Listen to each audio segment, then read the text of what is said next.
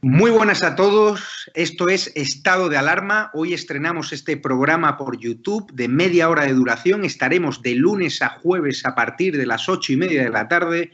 Y este programa nace porque, al igual que tú estás cabreado con ese gobierno central que podría haber hecho mucho más contra el coronavirus, que ya se ha llevado cerca de 3.500 personas por delante, ese gobierno que nos mintió, que nos dijo que solo iba a haber un contagio y que podría haber actuado antes, viendo la que estaba cayendo con la pandemia, tanto en China como en Italia, pues hemos decidido montar esta plataforma de libre expresión ante los intentos del gobierno central de usar ahora los minutos de televisión pública que acaparan para lanzarnos desinformación y propaganda. Por eso, desde aquí, vamos a desmontar sus mentiras, vamos a daros la verdad y vamos a apoyar a los profesionales sanitarios, a la Fuerza y Cuerpo de Seguridad del Estado y a esa población civil que vive confinada, que vive aislada y harta de ver al vicepresidente del gobierno saltándose la cuarentena hasta en 3 ocasiones.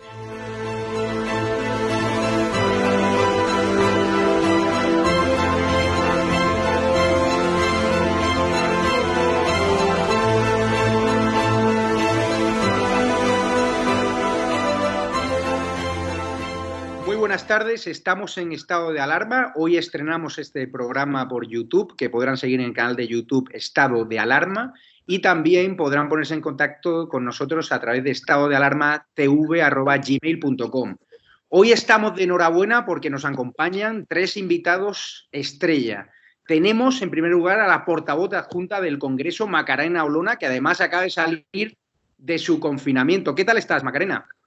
Muy buenas tardes, encantada de estrenar con vosotros, es un verdadero honor acompañaros y más con el resto de compañeros que están hoy presentes. Enhorabuena, Javier. Está también con nosotros el director adjunto de OK Diario, que hoy además ha contado algunas historias muy importantes relacionadas con el coronavirus, Carlos Cuesta. ¿Qué tal? Muy buenas, ¿cómo estáis? Tenemos también a la escritora y analista Cristina Seguí. ¿Qué tal te encuentras, Cristina? ¿Qué tal? ¿Cómo estáis? En mi 14 día de confinamiento. No muy bien. Vamos a empezar, porque yo creo que los espectadores se lo merecen, por una ronda de titulares para analizar la gestión del gobierno en todo lo relacionado con el coronavirus. Es decir, esos 45 días de parsimonia y de inactividad frente a un virus que ya con datos actualizados se ha llevado el coronavirus solo en España 3.434 muertos, más que en China, y a pesar de que podríamos haber actuado mucho antes cuando sabíamos lo que estaba ocurriendo en China e Italia, y parece ser que el gobierno, con tal de salvar esa bomba biológica del 8M, esa manifestación feminista, pues no hizo nada o reaccionó tarde y mal. ¿Cómo lo ves, Macarena? Pues si lo que pides es un titular, lo tengo claro y siendo moderada, Javier. Visto la gestión de este gobierno, de esta crisis, inmensa crisis sanitaria, social y económica, de la que todavía no hemos atisbado lo peor, saldremos los españoles juntos y a pesar de este gobierno. Carlos, tu titular.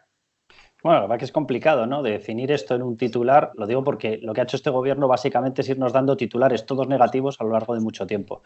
El primero, desde luego, la falta de previsión en la dotación de material, que hubiese sido básico. Hay 2 colectivos a los que yo no solamente quiero agradecerles lo que están haciendo, sino compadecerme de cómo lo están teniendo que hacer. Uno, evidentemente, es el sanitario. Otro, evidentemente, son las fuerzas y cuerpos de seguridad del Estado. La imprevisión de este gobierno ha llegado a tal punto que ellos mismos en estos momentos son uno de los principales focos de contagiados por haberlos tenido operando sin el material necesario. Ha habido imprevisión económica, ha habido imprevisión social, ha habido imprevisión sanitaria, ha habido imprevisión política, ha habido mentiras por todas partes. Luego iremos hablando. Yo simplemente deslizo una cuestión. En España tuvimos una víctima antes que Italia. La tuvimos en la Comunidad Valenciana. Ese gobierno es un gobierno comandado por el Partido Socialista con Compromís más Podemos. Es decir, tenemos ahí al triunvirato metido. Bueno, esa víctima que fue el 13 de febrero no se conoció la realidad de que era por coronavirus hasta el 3 de marzo. Dicen que es que no estaban los resultados. ¿Desde cuándo se tarda 19 días en dar unos resultados? Bueno, iremos hablando de todo esto, pero la verdad que es la radiografía y es la fotografía de una ineptitud rampante. Doña Cristina, un titular breve. Bueno, hoy hemos sabido que Fernando Simón, el mismo que dijo que los asintomáticos no contagiaban y que todas las mujeres de este país podían acudir al 8M, hemos sabido que él firmó un documento del Centro de Coordinación de Alarmas y Emergencias Sanitarias adscrito al Ministerio de Sanidad, en el cual decía que bastaba con estar a 2 metros de un contagiado, asintomático o no, para contagiar el virus. Esto quiere decir, esto explica bastante bien cómo es posible que el 8M hubiera un repunte de un 2.200% en el contagio a nivel nacional. Macarena, empezamos por ti. Tenemos un gobierno que ya se sabe que nos ha ocultado información, que tardó más en reaccionar a pesar de que la comunidad autónoma le pedía más contundencia, cerrar los colegios antes, cerrar las residencias de mayores. Hay en marcha una serie de querellas contra el gobierno por su presunta negligencia, una presunta negligencia que podría estar costando vidas, porque el gobierno, el gurú Fernando Simón, nos habló de que aquí en España como mucho iba a haber un contagio. ¿Crees que esas querellas pueden prosperar? Usted que ha sido y que sigue siendo, claro, abogada del Estado. No me cabe la menor duda. Y lo más triste de todo esto, como apuntaba Carlos, es que ni siquiera podemos hablar en pasado. Es que ahora mismo nuestro personal sanitario, nuestras fuerzas y cuerpos de seguridad del Estado, comunidades autónomas, locales, nuestros funcionarios de prisiones, nuestras fuerzas armadas, les doy como titular y como exclusiva que ahora mismo en el aeropuerto de Loiu, en Bilbao, les están obligando a dormir en las butacas dentro del aeropuerto porque no les permiten ir a los cuarteles. O sea, el sector público que ahora mismo está haciendo frente, público sanitario, a la crisis en primera línea de fuego, está totalmente desprovisto de los medios necesarios para poder preservar su salud, su vida y la de sus familiares. Frente a ello tenemos a un indigno Marlaska, ministro de Interior, que es un criminal, que ayer, o sea, no nos tenemos que ir mucho más allá, ayer salía en rueda de prensa diciendo que nuestros agentes tienen los medios de protección sanitarios adecuados porque son colectivos de baja exposición. Es que no tiene vergüenza. Pero lo peor de todo es que no hay remedio. Hoy ya hemos conocido 2 pronunciamientos judiciales atinentes a la protección, que es obligatorio, es que no es dispositivo, que se dispense a todos esos colectivos a quienes he mencionado. Por un lado, un juzgado de lo social ha impuesto una multa de 1.000 euros diarios hasta que no provea a su personal, empresa privada, de los medios necesarios para poder prestar la actividad sin riesgo para su salud. Pero es que acaba de conocerse que la demanda que se interpuso en el día de ayer, demanda social por parte de las asociaciones de sanitarios, ha sido estimada las cautelares y se ordena a la señora Ayuso en un plazo de 24 horas, dotar de los medios asistenciales necesarios a todo el personal sanitario de la Comunidad de Madrid. Aquí, Javier, hay un gran embrollo jurídico, porque siendo cierto que la Comunidad de Madrid en este caso es el empleador, no es menos cierto que el Estado ha recentralizado todas las competencias y se ha dispuesto como autoridad competente. Yo como abogado, si fuera del Estado estaría en el otro lado, como abogado que tuviese que defender a todos estos colectivos, sin lugar a duda lo que haría es codemandar al Estado y a la Administración, que será mi inmediato empleador, para que se les condene solidariamente. Pero les puedo asegurar que la responsabilidad penal se está ahora mismo incurriendo y han incurrido en ella por parte de este ministerio, en el caso de Sanidad, porque es la autoridad competente designada como central. De hecho, Carlos, hoy leía en OK Diario que hay un ultimátum por carta de los policías y los guardias civiles a Pedro Sánchez de que necesitan equipos de protección y test ya, porque hay que recordar que el gobierno nos dijo que los test precoces no servían inicialmente para nada, cuando hemos sabido que ha sido la clave de que el número de muertos en Alemania sea infinitamente inferior a los registrados en España, ¿no? Hay una serie de cuestiones cronológicamente, voy a dar hechos, lo digo porque como esta gente de la izquierda luego mete aquí valoraciones y mete tal, no, simplemente yendo a los hechos y a la cronología de cómo ocurre todo. El 30 de enero tenemos ya una advertencia oficial de la Organización Mundial de la Salud. Esto ya lo ha reconocido directamente el Ministerio y lo ha reconocido Fernando Simón. 30 de enero. El 2 de febrero tenemos la primera reunión en la cual ya se forma una especie de comité científico. Luego nos han dicho que este último sábado es cuando se ha conformado el comité científico, con lo cual no sé cómo le calificaban al primero, o es que el primero a lo mejor les advirtió de cosas que no les interesaba ahora reconocer. 2 de febrero. El 4 de marzo es la primera vez en la cual el Ministerio de Interior comunica a su propia gente, a sus agentes, que tienen que tener muchísimo cuidado, que tienen ya preparado un cambio de alerta, es decir, que íbamos a pasar del famoso grado de contención a contención reforzado, pero que están esperando una orden política para hacerlo.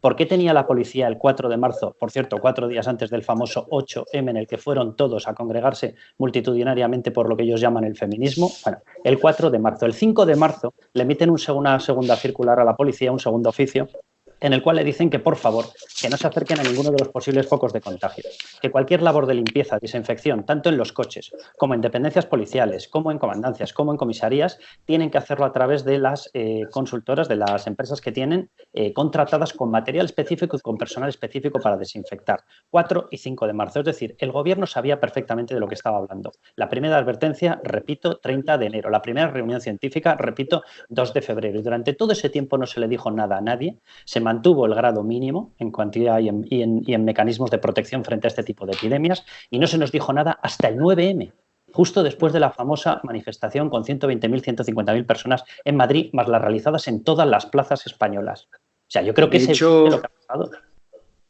De hecho, Carlos, os doy una última hora. Un juez investiga ya al delegado del Gobierno de Madrid por prevaricación al permitir el 8M. ¿Cómo lo ves tú, Cristina? Porque tú en tu libro ya habías alertado de los riesgos de ese feminismo radical, de esos riesgos que ha llevado a este gobierno irresponsable a sacar a millones de mujeres a las calles o a miles en Madrid, sabiendo los riesgos que había de contagio. O sea, ¿cómo lo analizas? Feminismo que además, aparte de que habéis retratado perfectamente, es el que tiene que salvar la agenda ideológica del gobierno y el que ha tenido que salvar la agenda ideológica del gobierno usando a cientos de miles de mujeres. Recuerdo que en la fecha en la que el gobierno, el Ministerio de Defensa pide ayuda a la OTAN es justo el 9 de marzo.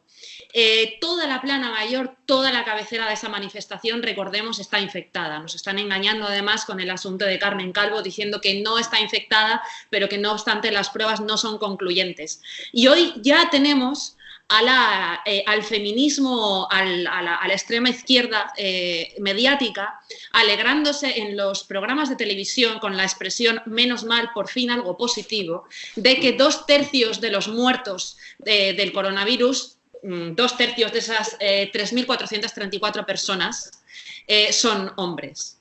Esto es lo que es el feminismo hoy en día. Y si me permites una pequeña alusión a algo que ha dicho Macarena sobre la comparecencia de ayer de Marlaska. Marlaska dijo algo más. Marlaska dijo que eran los reclusos el ejemplo de compromiso con la salud y la seguridad de los ciudadanos. Algo impresionante, mientras que los fuerzas y cuerpos de seguridad del Estado están trabajando sin recursos y mientras que ya contamos con 5 guardias civiles que no estaban en ese grupo de riesgo, fallecidos, y con otro agente del GAR muy grave en este momento, ¿no? Macarena, ¿cómo interpretaste tú aquella manifestación feminista? Porque es cierto que fuisteis el único partido que no acudió a la manifestación. Pues desde luego vemos que en primer lugar nos sorprendió tremendamente que el Partido Popular sí que se sumase porque, bueno, nos sorprendió o no. La verdad es que nuestra capacidad de esperanza empieza a ser muy limitada. El consenso progre tiene distintas manifestaciones. Una de ellas, sin lugar a dudas, es efectivamente este tipo de manifestaciones que jalean el discurso del odio. Un odio, en este caso, hacia el hombre, de quien se intenta estigmatizar y se intenta criminalizar por la sola razón de ser hombre. Aquel día, desde luego, nosotros como Grupo Parlamentario Vox o como Vox no acudimos a esa manifestación, estuvimos en Vista Alegre, un acto que celebramos de acuerdo con la información que en aquel momento teníamos, porque hemos de recordar que nosotros no estamos en el gobierno. A diferencia del Partido Popular, si hablamos de la Comunidad de Madrid, Ayuntamiento o, por supuesto, PSOE, Podemos, que eran los promotores de la manifestación que aglutinó a más de 120.000 personas aquel fatídico 8M. Nosotros hemos pedido disculpas por esa manifestación, por esa concentración, por el acto de Vista Alegre, aun sabiendo que, de acuerdo con la información que poníamos, nuestra posición es muy distinta. Pero entendemos que en un acto de responsabilidad lo mínimo es empezar pidiendo perdón, porque no podemos saber con fehaciencia cuántas personas resultaron afectadas o infectadas como consecuencia del positivo que con posterioridad, 2 días después, conocimos de Javier Ortega. Pero todo apunta como mínimo que tenemos 2, el del presidente Abascal y el mío propio. Así que, desde luego, pedir disculpas era lo primero que se tenía que hacer.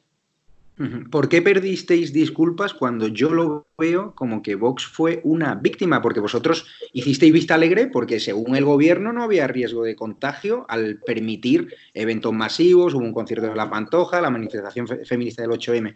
¿Por qué esa necesidad de pedir perdón cuando está claro que vosotros fuisteis unas víctimas de esa desinformación, ese ocultamiento de información por parte del gobierno? Por pura decencia o ética, según quieras denominarlo, según las concepciones. Tenemos que tener en cuenta que el señor Fernando Simón, al que anteriormente mencionaba Cristina, 2 días antes estaba diciendo a los medios de comunicación, a razón de las preguntas que se le formulaban y concretamente cuando se le preguntó ¿qué diría usted a su hijo si le dijese que quería asistir a la manifestación del 8M? La contestación del máximo responsable, que recordemos que en aquel momento todavía nadie había dado la cara, ni el ministro de Sanidad, ni por supuesto el Felón Sánchez. Su respuesta en ese momento fue decir que le diría que hiciera lo que quisiera. Eso, la persona que tiene toda la información, que ahora está claro, conocemos información que nos han ocultado y que nos han mentido a la cara. Pero aún así, Javier, por un acto de absoluta responsabilidad, ¿cómo no vamos a pedir perdón? Y eso que el mismo día y el día anterior estuvimos pidiendo, por favor, a los colectivos vulnerables que no vinieran, porque las informaciones eran muy complicadas. Pero aún así, evidentemente, cuando se ha descubierto toda la verdad, y ya el colmo de la indignidad era la carta que habéis publicado dirigida a la OTAN por parte de este Ejecutivo que pone el inicio de la pandemia en el 9 de marzo. O sea, siguen en ese propósito de construir el relato. No, y sobre todo que esa verdad oficial. Que siguen desde el PSOE hablando de analizar el coronavirus con perspectiva de género. O sea, que ya es el mundo al revés, no aprende, ¿no? Pero, Carlos, ¿tú crees que Fernando Simón, que es asesor de la agencia europea, que pidió que no se celebrase el 8M con bastante antelación y, por tanto, Fernando Simón era conocedor de los riesgos, debería irse a su casa? Bueno, el problema de esto, y yo creo que lo estaba comentando Macarena, ya no es a dónde se tienen que ir, sino quién los tiene que llevar y a qué lugar tienen que ir. Vamos a ver, aquí no estamos hablando de unas responsabilidades cualquiera. O sea, vamos a dejarnos de historias. Estamos hablando de que en estos momentos un país con 46,6 millones de habitantes tiene más muertes, más víctimas mortales que un país con 1.300 millones de habitantes, casi 1.400 como es China. Entonces, el que se van allá a su casa o se dejen de ir a su casa, de donde se tienen que ir es uno del gobierno y dos, lo que tiene que empezar a actuar aquí es la justicia.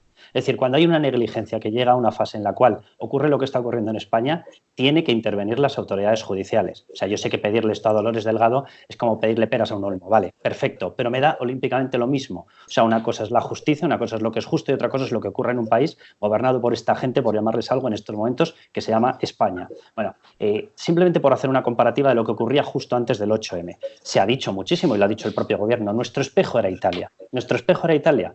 El 4 de marzo decretan el cierre de los colegios y de las universidades. Nuestro espejo era Italia.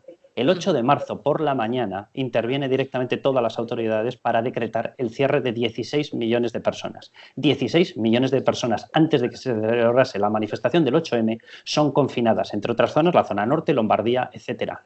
No lo sabían.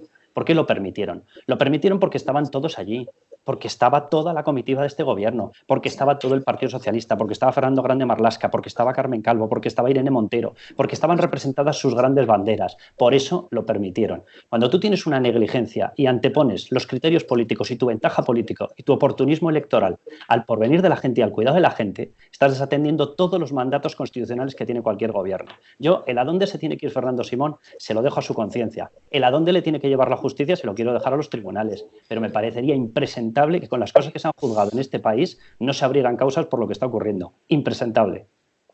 Cristina, has informado con mucha precisión, entendemos que tienes una garganta profunda dentro de Moncloa, de los positivos por coronavirus en Moncloa, ¿no? En el centro de poder de nuestro país.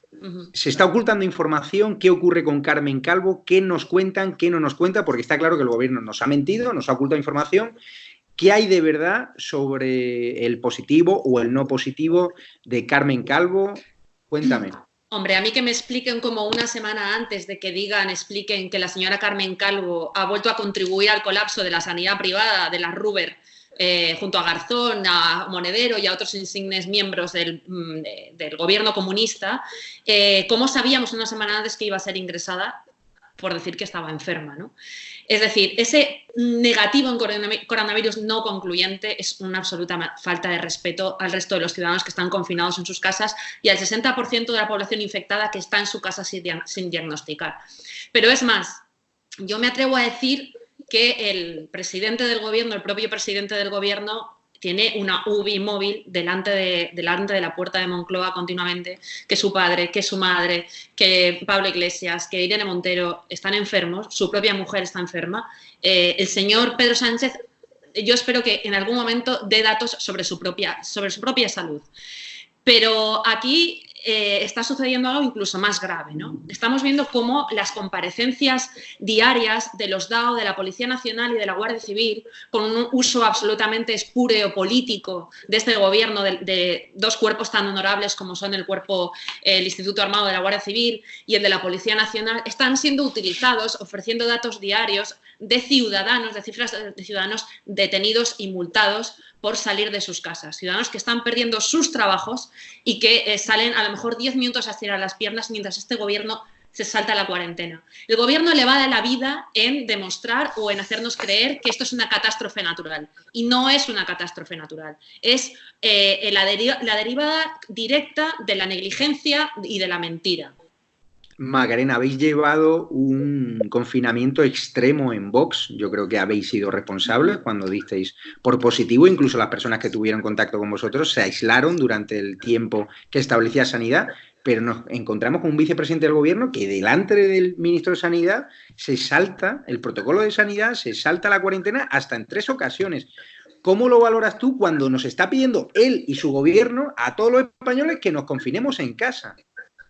Pues es una muestra más de la indignidad y la indecencia de este gobierno. Y recordemos que cuando el señor Simón, el máximo responsable por debajo del ministro de Sanidad, don Fernando Simón, fue preguntado por este extremo, lo que contestó es que es un ser excepcional, es la excepción que hace la regla y el resto de españoles, pues como comentábamos antes, confinados. Porque como bien dices, Javier, hay que recordar, es que la información ha fluido con muchísima velocidad a partir de que el gobierno tuvo su manifestación del odio, el 8M. A partir de ese momento el mundo se acababa al día siguiente y una semana después teníamos la declaración del estado de alarma, no lo recordemos. Vox fue el primer partido que solicitó que se declarase el estado de alarma porque desde el 11 de febrero veníamos reclamando que se cerrase la frontera con China.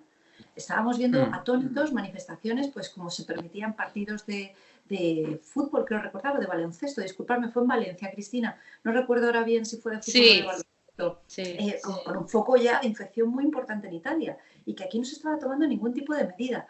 Aquel martes, aquel fatídico martes, 10 de marzo, Javier Ortega nos comunica, no estaba en el Congreso, nos comunica que ha dado positivo al test de coronavirus. Yo estaba en ese momento reunida con los 51 diputados porque estábamos preparando el pleno que se iba a celebrar esa tarde a las 3. Eran las 10:30 de la mañana. En ese momento, desde la dirección, tomamos la decisión de todos aquí, quietos hasta que digamos una instrucción clara, porque lo que no podíamos asumir bajo ningún concepto es que constituyésemos nosotros un foco de propagación de la enfermedad, de la pandemia, que en aquel momento todavía no estaba declarada. Pero es que ese mismo día en el Congreso se estaban recibiendo visitas de grupos de 100 personas. Ese mismo día en el Congreso se iba a celebrar un pleno a las 3 de la tarde y una junta de portavoces. ¿Lo habéis visto en el telediario o presencialmente? O sea, un hemiciclo con 350 personas. Pusimos pie en pared y dijimos, ya está bien de que este gobierno esté jugando con nuestras vidas. Vamos a ser nosotros los que tomemos la iniciativa. Y en ese momento todo el grupo parlamentario, diputados y asistentes, o sea, casi 100 personas, recibió la instrucción de irse a su casa y hasta recibir nuevo aviso por parte de las autoridades sanitarias, permanecer absolutamente recluidos. Y eso es lo que hicimos. Y eso es lo que permitió que se suspendiera el pleno por la tarde. Que hay que recordar las manifestaciones de la señora Cayetana Álvarez de Toledo, que se opuso, fue la única que se opuso a que se produjese la suspensión, a pesar de que no iba a estar presente la tercera fuerza parlamentaria. Y su famosa frase, el Parlamento no se cierra en tiempos de guerra. Cuando con posterioridad se nos ha amordazado a la oposición verdaderamente, que es cuando se ha impuesto por parte de Moncloa, a través de Batet, de la presidenta y de su mayoría socialcomunista, la suspensión de la actividad del Congreso de los Diputados, es cuando tuve que recordar al Partido Popular y a la señora Cayetana que había que ser coherentes con esa manifestación, pero ahora de verdad, que el Parlamento no se cierra en tiempo de guerra. Y en estas estamos, Javier, en estas estamos. Carlos, he recibido a través de WhatsApp fragmentos de un vídeo maravilloso tuyo desmontando el plan de choque del Gobierno central frente al coronavirus, las mentiras económicas. ¿Te crees este plan de choque? ¿Quién va a pagar este plan de choque? Cuéntame, ¿qué sabes como experto en economía? Te desgloso el plan de una forma muy sencilla que la gente lo va a entender. Según Pedro Sánchez, son 200.000 millones los que pone en circulación. Vale, en circulación la verdad que lo que se ponen son los coches. ¿Vale? Yo no sabía que los planes se ponían en circulación, pero bueno, vamos a desglosarlo. 200.000 millones. Se parte en dos líneas. La primera línea es la pública, la segunda es la privada. Bueno, lo primero que descubrimos es, con gran sorpresa, que 83.000 millones de euros de esos 200.000 millones no proceden del Estado. Proceden directamente de las empresas privadas. Y dices, joder, vaya generosidad la de Sánchez. Es el señor que invita a gambas y paga el de al lado. 83.000 millones que salen básicamente de tres sectores. Primer sector, la banca, que tiene que poner líneas de crédito y además tiene que asumir determinados impagos por el paro que se produzca y, por lo tanto, los impagos consecuentes en los créditos hipotecarios. El sector telecomunicaciones, porque no puede cortar las telecomunicaciones, y el sector energía por el mismo motivo. 83.000 millones. Ya nos quedan solo 117.000 millones. De los 117.000 millones descubrimos que 100.000 son avales. Vamos a ver, hasta la persona menos diestra en materia económica sabe que un aval se te pone cuando tú eres capaz de presentar un plan de viabilidad. Si no hay plan de viabilidad y no hay liquidez, no se te va a poner el aval, ¿vale? De los 117.000, por lo tanto, nos quedamos ya en 17.000 millones. De los 200.000 millones que han avanzado, solamente 17.000 millones son gasto real. ¿Por qué no puede poner más dinero? Porque se ha dedicado durante todos estos años, el año y pico que ha estado, a derrochar dinero y a comprometer gasto con sus aliados políticos. Desde los separatistas hasta los golpistas, hasta los sediciosos, hasta los comunistas, etcétera, etcétera. Todos tienen su lista de deseos y ni una sola pasa por lo que necesita la gente. De esos 100.000 millones en avales, cuando vamos a desglosarlo nos damos cuenta que o los suscriben los bancos previamente o no hay aval que valga. ¿Vale? Y cuando vamos al desglose de las medidas económicas descubrimos cosas maravillosas como que, por ejemplo, la famosa medida del aplazamiento del pago de impuestos se limita a 30.000 euros, ¿vale? Pero es que además el aplazamiento máximo se te permite sin coste durante 3 meses, porque a partir del cuarto mes te cobran un 3,75% en intereses por aplazarte los impuestos, un 3,75%. Para la propia gente que vota y que asume este tipo de promesas que realizan los populistas, solo un dato. Se ha dicho que la gente va a poder impagar, que va a tener una moratoria sobre los créditos hipotecarios.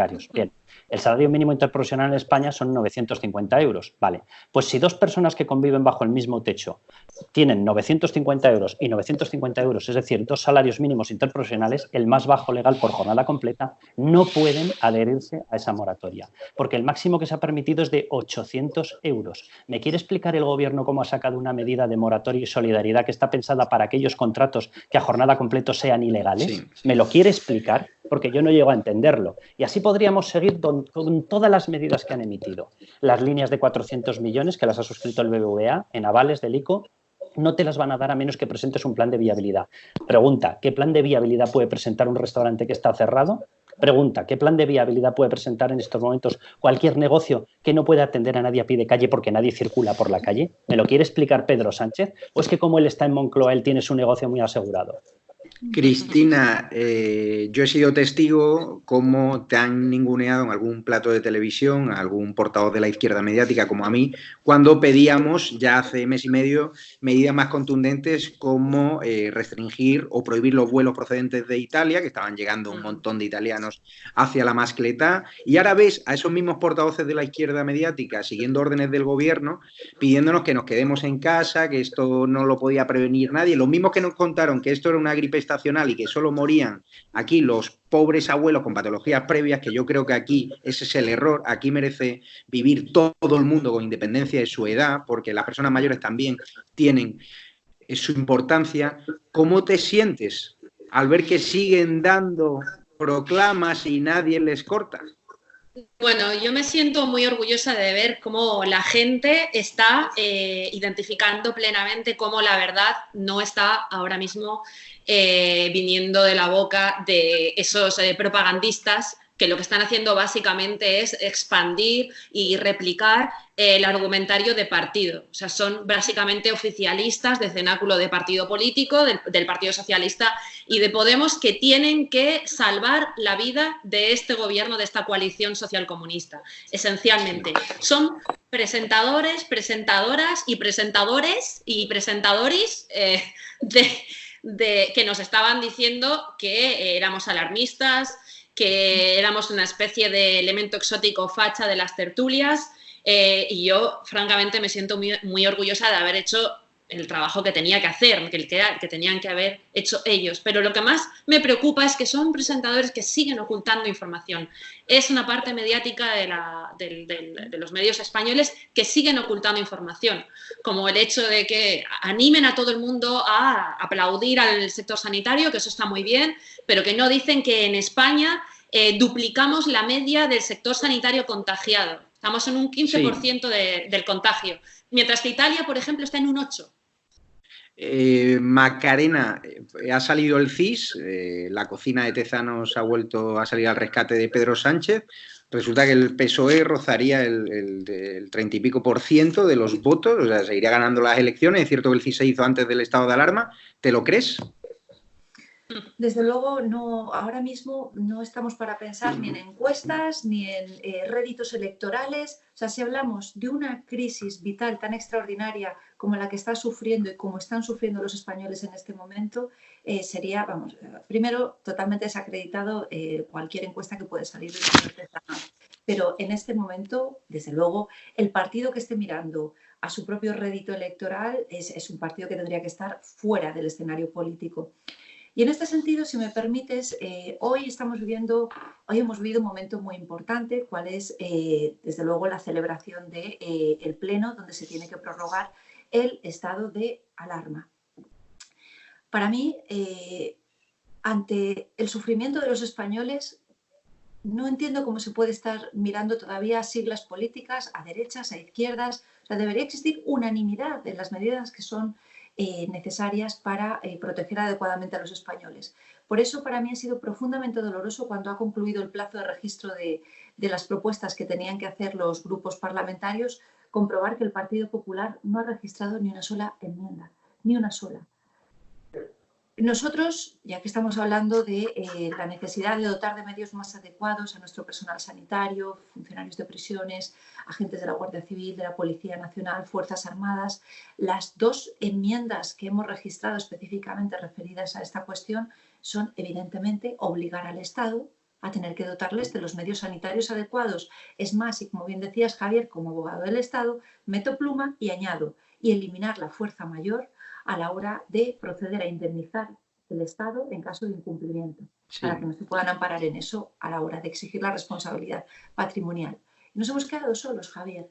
O sea, es algo que no entiendo. Y lo que apuntaba Cristina, lo más doloroso es como una vez más se ha exigido a nuestros mayores y se está exigiendo a nuestros mayores que sean quienes tengan que sufrir la crisis. En el año 2012, con la mayoría absoluta de Mariano Rajoy, fueron nuestros mayores, su tranquilidad, lo que nos llevamos por delante. Porque ante una crisis financiera y económica brutal, fueron nuestros mayores quienes con sus exiguas pensiones tuvieron que sacar adelante a muchísimas familias. Y la tranquilidad de esos mayores no se la podremos devolver nunca. Ahora, con esta pandemia, lo que estamos haciendo es llevarnos por delante sus vidas. ¿Me quieres decir que sabiendo, porque esto sí que lo teníamos claro desde el principio, un momento inicial en esta pandemia en que se cometió la barbaridad de generar tranquilidad a la población diciendo que solo se morían los viejos? Es que no tienen vergüenza. O sea, la falta que se lo pregunten al Guardia Civil, al pobre Guardia Civil de 30 y pico años sin patología previa. Pero el presidente de El Salvador como ejemplo mundial, porque esto hay una verdad oficial mundial. Y hablando de esos periodistas, que no son periodistas sino activistas, y que sabéis que desde Vox los combatimos muy de frente, no solamente tenemos que ir a medios de la izquierda, o medios que tradicionalmente se han considerado como de la izquierda o de la derecha. Es que ayer conocíamos por boca del gran Alfonso Usía que ha sido censurado en La Razón por parte de su director para no publicar un artículo de opinión. O sea, esto no me lo estoy inventando yo, lo ha dicho él personalmente. Hay que recordar que, Macarena, hay que recordar que Moncloa sigue filtrando las preguntas, ellos deciden qué periodistas preguntan, qué respuestas salen, las preparan todas, es absolutamente vomitivo, bajo mi punto de vista, en contra de la libertad de prensa. Vamos a despedir ya el programa por hoy. Muchas gracias por vuestra colaboración. Macarena, te pedimos que sigáis vigilando desde el Congreso de los Diputados al Gobierno central, fiscalizando su labor, porque van la vida en ello, y también que no utilicen este periodo de intento de inactividad para dar indulto a los golpistas, que es algo que parece ser que quieren activar, ¿no? Esos pactos secretos que hayan tenido con ERC y compañía. Así que muchas gracias, nos despedimos en estado de alarma, suscribiros al canal de YouTube, estaremos de lunes a jueves de 8:30 a 9 de la noche. A partir de esa hora podrán verlo a la hora que usted quiera. Un abrazo, muchísimas gracias y un gesto de solidaridad hacia todos los profesionales sanitarios y también hacia todas las víctimas y familiares de las víctimas por esta crisis del coronavirus que el gobierno podría haber evitado mucho antes o al menos haber minimizado el número de muertes que ya ascienden a cerca de 3.500 fallecidos. Un abrazo y gracias por todo.